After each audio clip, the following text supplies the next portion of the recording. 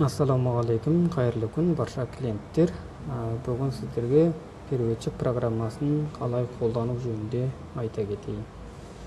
1688-де аштық, міне 1688-дің бірінші беті, астындағы қызыл, сол жағасында. Мынау запись жазатын жері, осы запись жазатын жерін басып, осы жерге запись жазатын. Не деп жазасыз, сол шығады. Әрине бұл қытайша жазылғаннан кейін шығады. Сондықтан переводчик программасының жүгінуге тура келеді. Міне мынау переводчик программасы, осыны телефондарыңызға жазып алсаңыздар болады. Осы программаны ашамыз, міне оң жағында қытайша, сол жағында орысша тұр. Түсінікті болу үшін мен сіздерге осы жерге носки деп жазып көрейін.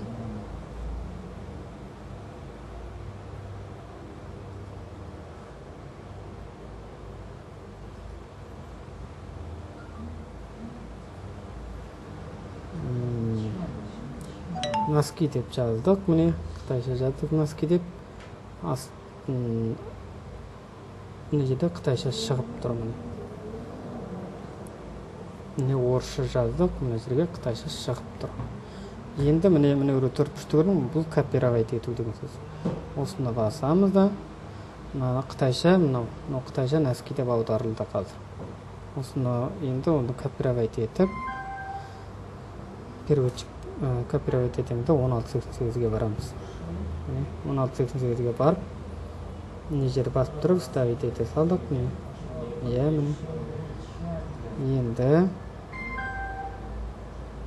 Енді мына жерде қараңыздар. Мына жерде носки, неше түрлі носкилер шықты мына жерде. Балалар носкиі, әйелдер носкиі, ерлер носкиі, әйелдер носкиі, неше түрлі носкилер шығып жатыр.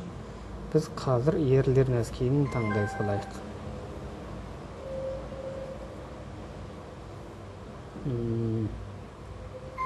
Енді міне көрдіңіздер, носкилер неше түрлісі шығып жатыр. Міне 3 юаннан дейді. 3 юан деген біздің ақшамен 160-170 теңгені құрайды. Неше түрлі носкилер бар міне. Енді жаңа бір клиенттер сұрап жатыр, бір тауар жазсақ осылай шығады. Қымбат арзанын қайдан білем дейді. Қымбат арзанын былай білесіздер. Мынау біріншісі универсал дейді. Универсал барлығы бар деңіз. Екіншісін ашып көрейік, ол Чыңжау дейді.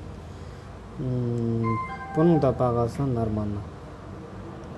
Енді үшіншісі арзан қымбатын белгілеу. Мынау үшіншісі. Көрдіңіздер ме? Үшіншісі міне 0,8 тиын дейді. Ең арзаны 0,8 тиыннан басталады носкилер. 0,8 тиын деген енді біздің ақшамен енді көзге көрінбей қалады.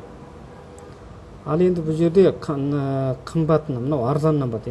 Мына стрелканы көрдіңіздер ме? Мынадағы стрелка жоғары қарап тұр.